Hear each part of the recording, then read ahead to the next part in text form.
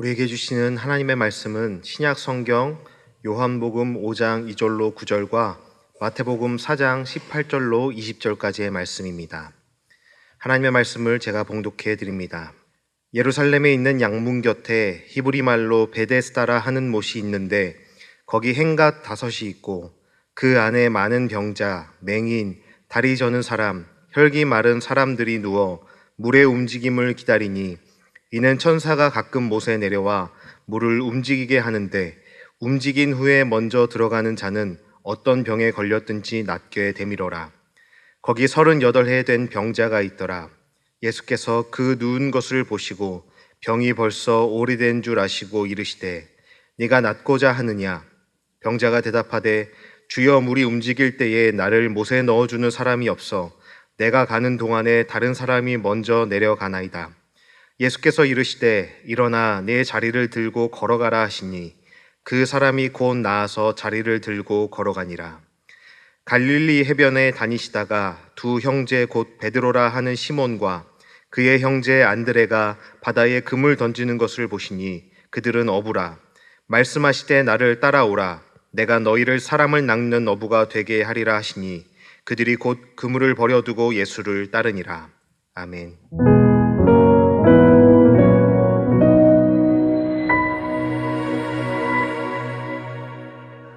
잘 지내셨죠?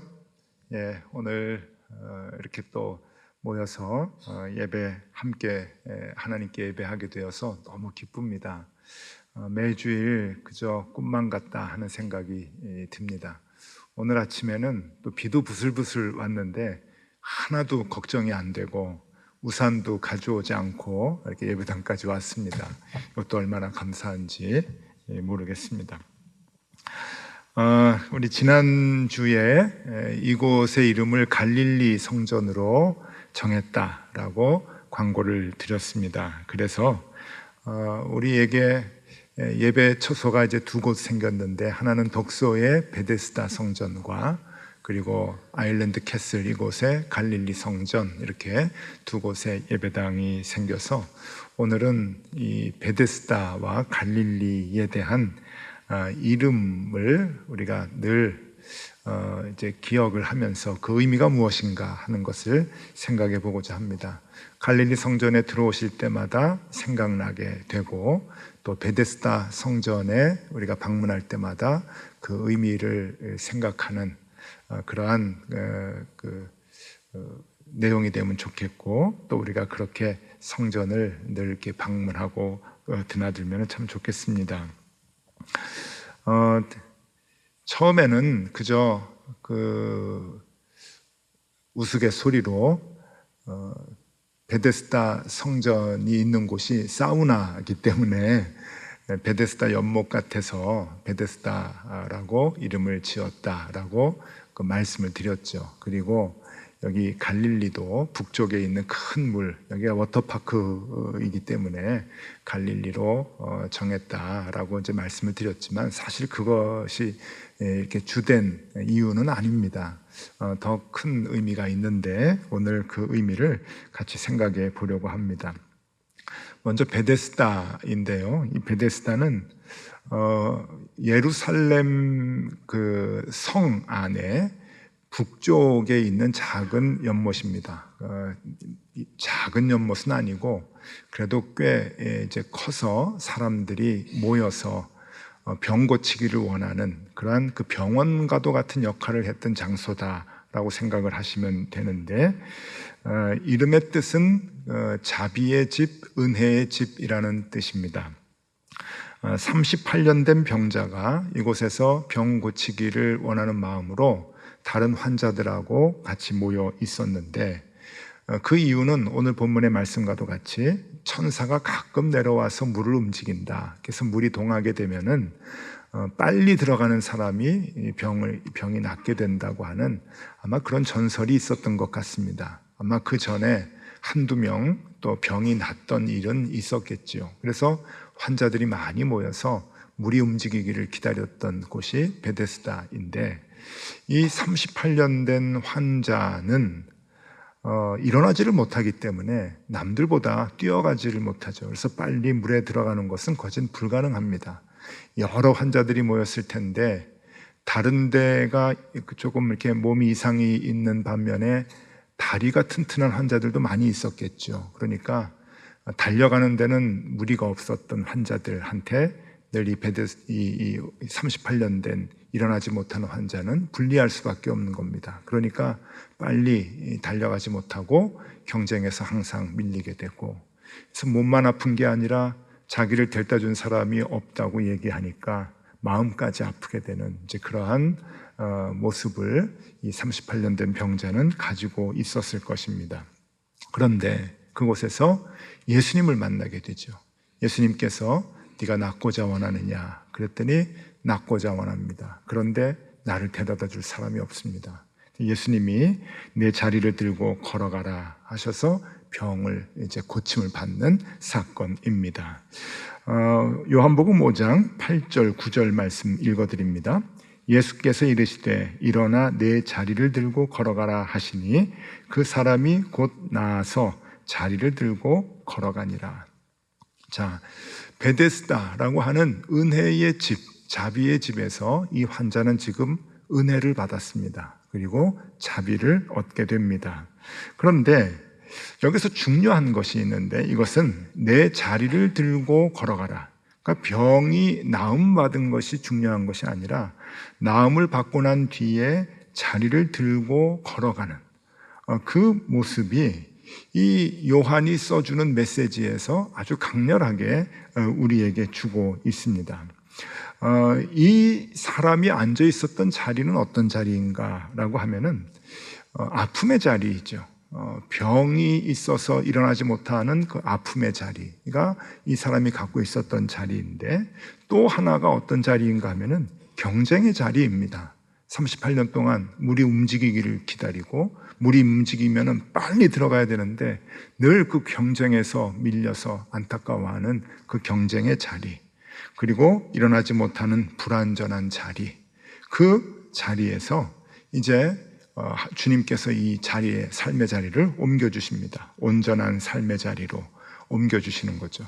그래서 이 자리에는 어떤 의미가 있는가 하면은 주님과 조금 더 가까워지는 자리라고 볼 수가 있어요. 경쟁의 자리, 아픔의 자리가 아니라 주님께서 이제 네 자리를 가지고 들고 걸어가라.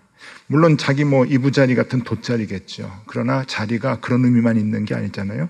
자기의 앉아 있었던 그 자리를 이제 그것을 다 걷어서 주님과 더욱더 가까워지는 자리로 가게 되는, 그것을 이 요한은 우리에게 얘기해 주고 있습니다. 이름이 중요한데 은혜의 집, 은혜를 받게 되죠. 그런데 그 은혜의 완성이 무엇이냐? 주님께로부터 받은 그 은혜는 은혜를 받는 것으로 끝나는 게 아니에요. 그 은혜가 완성이 되기 위해서는 우리의 삶의 자리가 주님께로 조금 더 가까워져야 되는 거예요. 은혜를 받은 것만큼 가까워져야 그 은혜가 의미 있게 되고 그 은혜가 진짜 은혜가 되고 그 은혜가 완성이 된다라고 하는 겁니다. 그래서 여러분들이 지금까지 살아오시면서 은혜를 많이 입으셨겠죠. 한두 개 이상의 간증들은 다 갖고 계실 겁니다. 그게 은혜인데, 내가 주님께 기도했을 때 주님께서 어려움을 이기게 해주시고 응답해 주셨다 하는 것이 다 간증인데, 그 간증이 은혜거든요. 은혜이고 하나님께로부터 자비를 얻은 것인데, 그것이 완성되려면은 여러분들이 그 은혜를 받고 난 뒤에 나 몰라라 하는 것이 아니라 주님께 그만큼 조금 더 가까워져야 되는 겁니다. 왜냐하면은 주님께서 우리에게 기적을 베풀어 주시고 은혜를 베풀어 주시는 이유는 주님과 더 가까워지기 위함이거든요. 가까워지게 하도록, 나한테 더 가까이 와, 그런 목적으로 우리에게 은혜를 베풀어 주시는 거죠. 그러니 우리가 은혜를 받고 그 은혜를 완성시키기 위해서는 삶의 자리가 주님께로 조금 더 옮겨져야 된다고 하는 겁니다. 그러니 은혜를 받은 만큼 우리는 주님께 더 가까이 가야 된다고 하는 것이죠. 그것이 은혜의 완성이다 하는 겁니다. 자, 그것이 이제 베데스다의 의미이고요. 또 하나 갈릴리입니다. 이 갈릴리는 이스라엘의 맨 위쪽, 북쪽에 있는 커다란 호수죠. 너무 커서 성경에 보면은 갈릴리 바다다, 그렇게 이제 표현도 하고 그래요. 저도 가보니까 바다는 조금 무리가 좀 되고요. 호수가 맞아요. 이게 큰 호수인데, 이 갈릴리라고 하는 뜻은 그 둥그렇다라고 하는 뜻이거든요. 그 호수가 둥글어서 그렇기도 한데, 원래 이 이스라엘의 맨 북쪽에 있었기 때문에 둥글다라고 하는 의미보다는 변방이라고 하는 의미로 더 많이 통용이 됐던 그러한 그 단어입니다. 그래서 갈릴리 사람이야 그러면 저 북쪽 변방 사람이구나, 이렇게 이제 생각을 했던 거죠.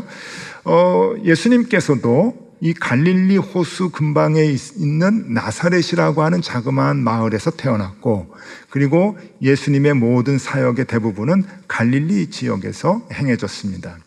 이 갈릴리에서 많은 일들을 행하셨죠.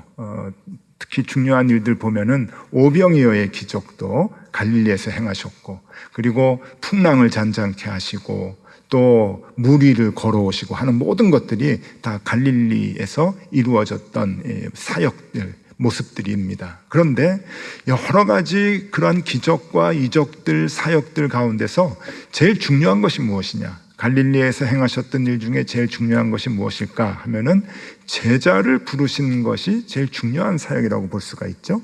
거기서 어부로 살고 있었던 제자들을 부르셨습니다. 부르셔서 예수님께서 오늘 본문의 말씀과도 같이 내가 너희를 사람 낚는 어부로 만들어 주겠다 말씀하셨죠. 마태복음 4장 19절 20절 말씀입니다.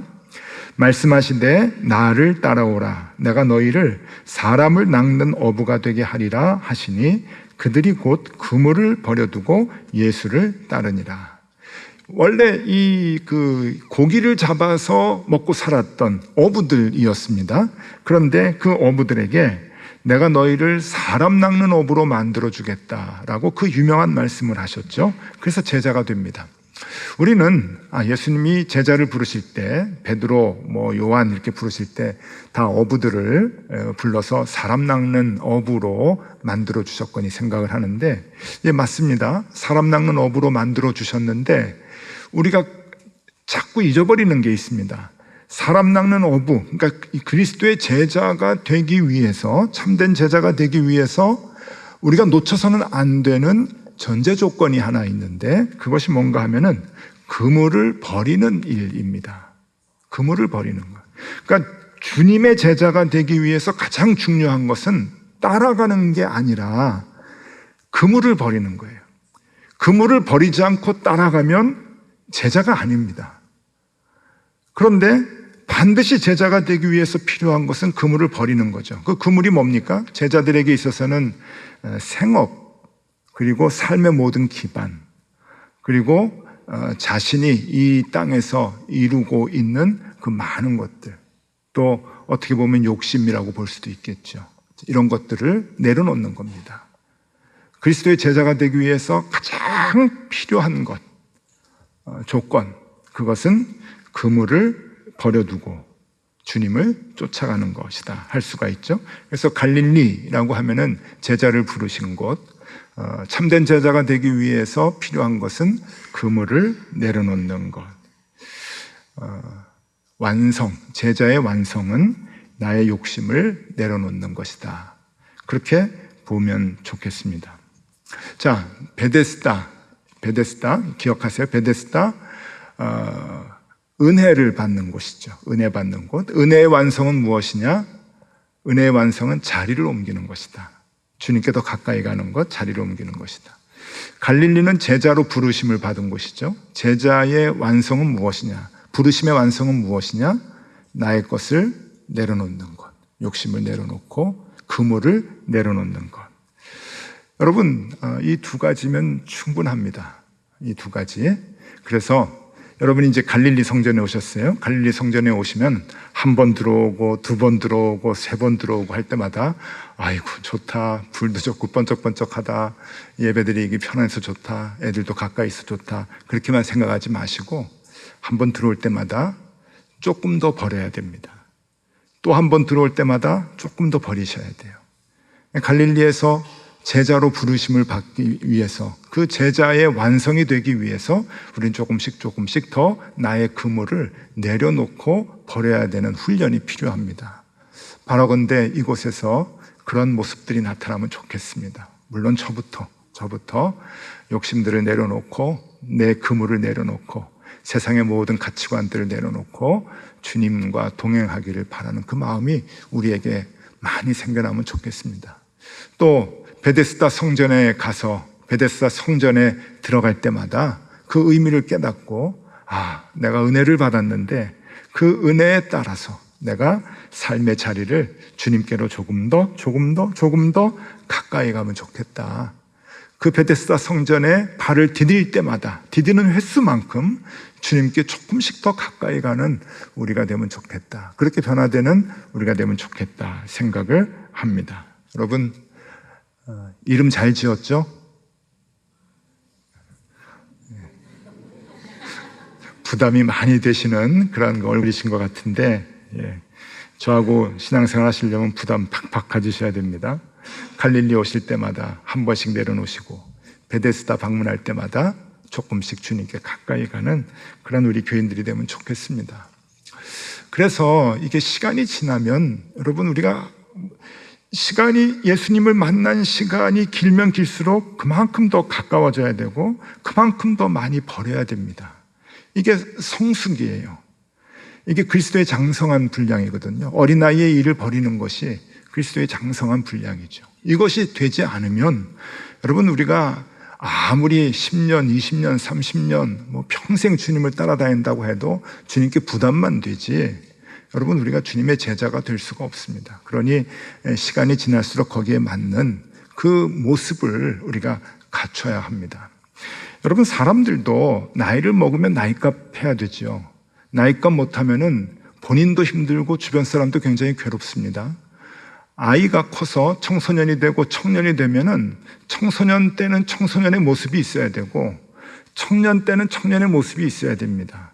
장가갈 때가 다 됐는데 아직도 어린애같이 그냥 그 욕심만 부리고, 그리고 자기 것만 챙기고 애들같이 그렇게 산다고 하면은 그 부모님의 기도 제목이죠. 어떻게 그 아이를 청년이라고 볼 수가 있겠습니까? 또 반대로 우리 부모님들이 부모님의 역할을 하고 부모님 노릇을 해야 되는데 아기 같은 그러한 성격을 갖고 있다고 하면은 애들이 어떻게 불안해서 어떻게 살겠습니까? 그게 굉장히 어려운 일이거든요.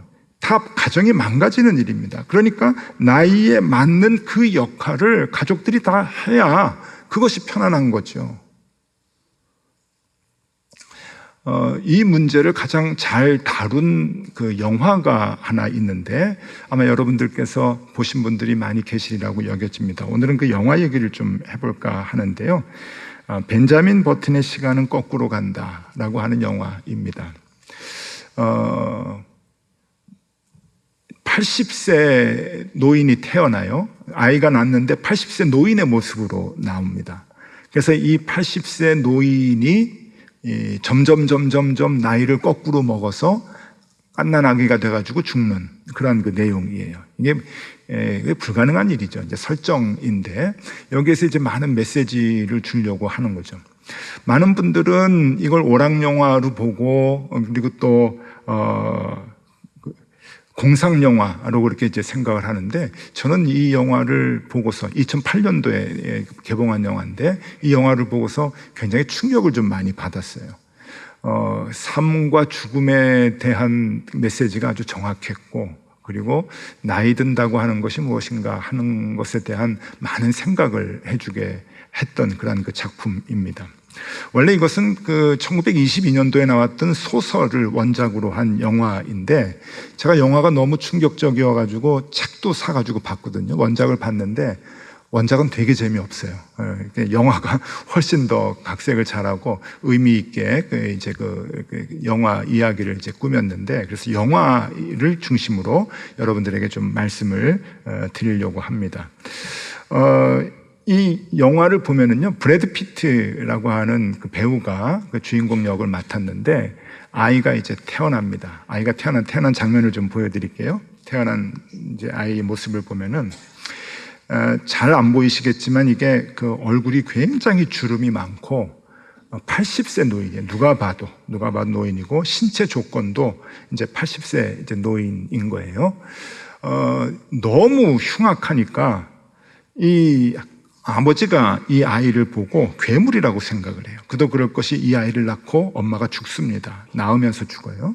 그러니까 이 아이는 뭔가 이상하다. 근데 얼굴을 보니까 사탄 같아요. 그래서 아버지가 이걸 강보에 싸가지고 강가에 버리려고 갔다가 버리지 못하고 어느 집 앞에다가 이렇게 놓고 돌아오게 되는데 그 집이 양로원이었습니다.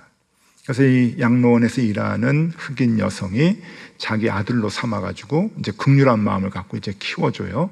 그러니까 이 아이는 외모가 그 노인임에도 불구하고 양로원에서 있으니까 그나마 좀 버텼던 것 같아요. 외모가 비슷한 사람들하고 같이 이제 사니까. 7살 때 모습을 좀 보여드릴게요. 7살 때 보면은 7살입니다. 7살. 주변에서 자꾸 어르신 그러는데 나 7살이에요. 막 그러는 거예요. 저 뒤에가 이제 교회 가서 목사님이신데 목사님이 기도를 받고 이제 자리에서 일어나는 거죠. 목사님은 자기가 능력이 있다, 성령의 능력으로 일어난 거다 생각을 했지만 이건 나이가 자꾸만 줄어들기 때문에 자연적으로 힘이 다리에서 생기게 마련이죠. 그래서 이제 일어나요. 그래서 하나님의 은혜라고 생각하고 이제 일어나서 좋아하는 그 장면입니다. 10대 모습을 좀 보여드리면은요, 몸이 자꾸만 좋아지는 거예요. 젊어지니까.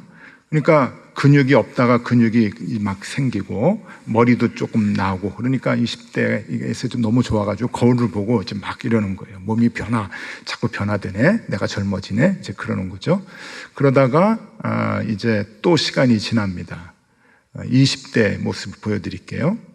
이제 브래드 피트가 이제 나오죠. 얼굴의 모습이 나오는데 한 50, 60 된 얼굴의 모습인데 사실은 20살입니다. 그래서 이제 이렇게 그때까지도 괴로워하죠. 자꾸만 자기의 모습이 이제 그러니까. 그리고 자꾸 이제 젊어지는 거예요.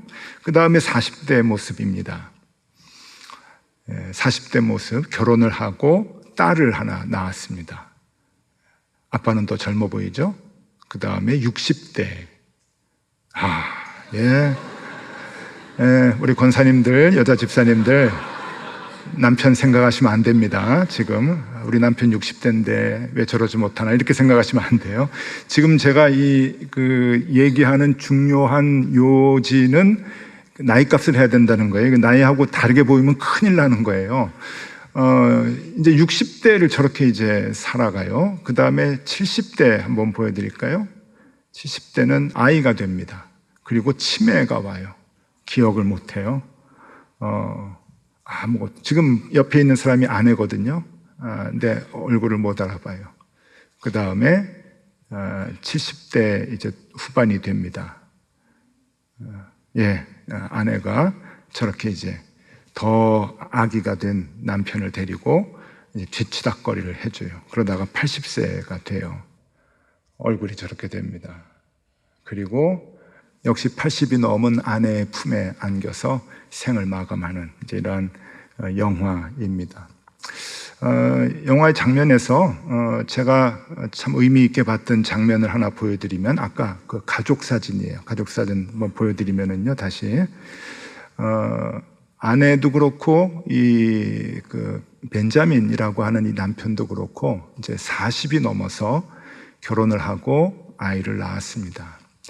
아내가 배가 점점 불러지는데 남편은 아내의 배가 불러질수록 불안해해요. 그래서 이 아내 이름이 데이지인데 데이지가 벤자민에게 얘기를 합니다. 뭘 그렇게 불안해? 뭐가 두려운데? 얘기를 해요. 벤자민이 뭐라 그러냐면은 나 같은 애가 태어날까 봐 그래. 그러는 거예요.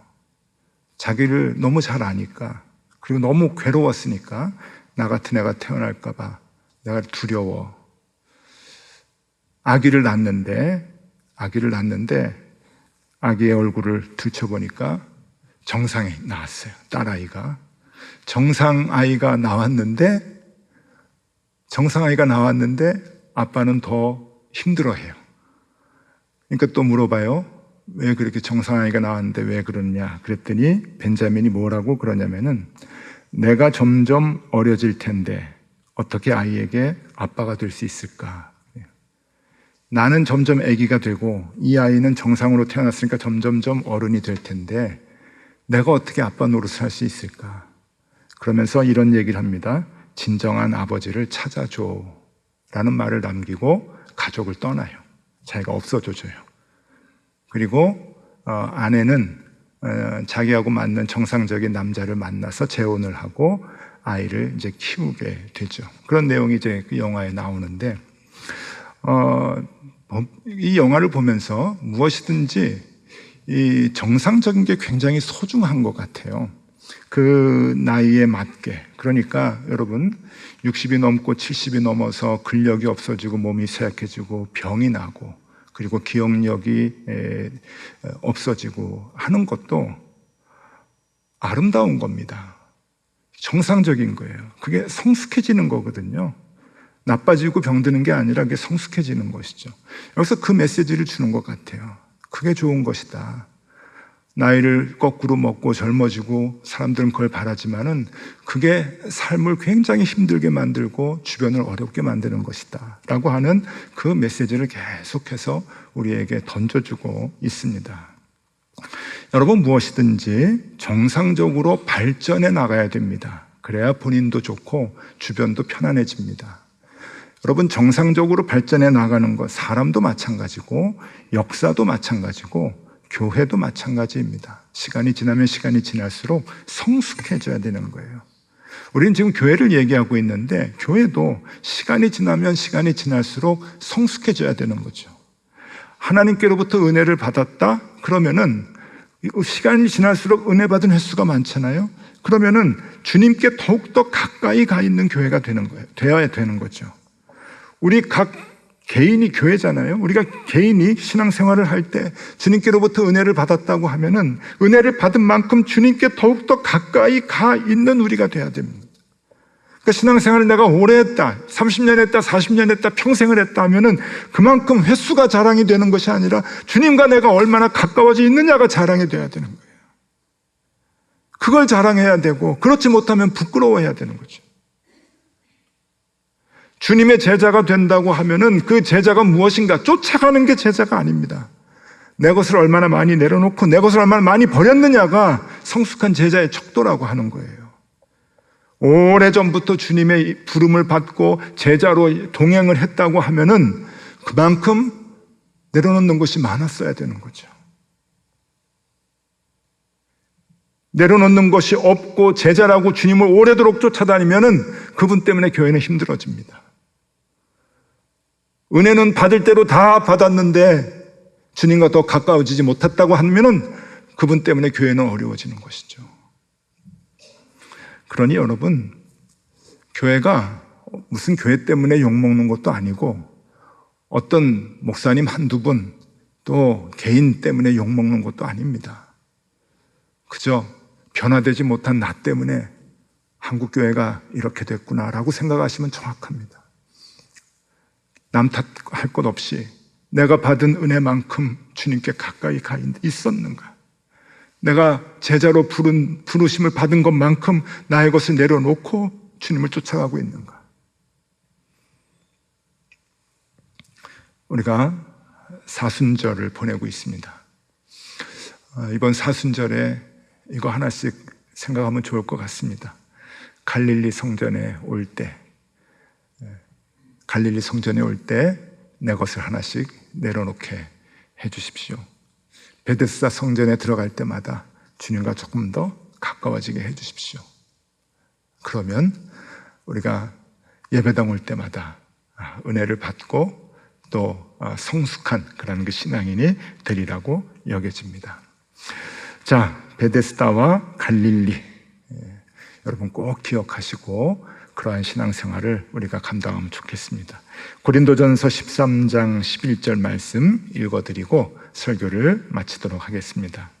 내가 어렸을 때에는 말하는 것이 어린아이와 같고 깨닫는 것이 어린아이와 같고 생각하는 것이 어린아이와 같다가 장성한 사람이 되어서는 어린아이의 일을 버렸노라. 조금씩 성숙해져가는 저 여러분들이 되실 수 있기를 바랍니다. 기도하겠습니다. 주님, 나이 값을 하며 살게 하여 주십시오. 성인이 아기의 습성을 버리지 못하거나 장년이 되어서도 어린아이같이 행동한다면 그것만큼 심각한 일은 없을 것입니다. 우리의 신앙도 마찬가지 아닙니까? 신앙에도 나이가 있는데 그 나이값 하며 살게 하여 주십시오.